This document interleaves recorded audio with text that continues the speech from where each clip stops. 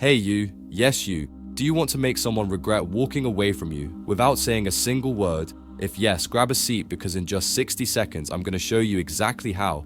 No drama, no games, just silent power.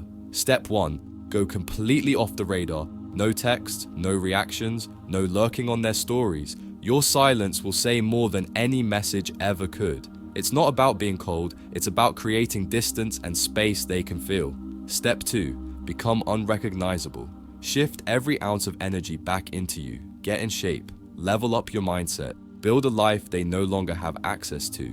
Nothing stings more than watching someone glow after they've left. But remember, you're doing this for you, not for them. Step 3. Don't explain. You don't owe closure to anyone who took you for granted. The moment you start explaining, you give them control. Silence, on the other hand, that keeps you in power and keeps them wondering. Step 4. Stay quiet, even when you want to reach out. Let them feel the absence. Let the silence get heavy. When your peace becomes louder than your presence ever was, they'll feel the shift. Just carry yourself like someone who knows their worth and refuses to settle.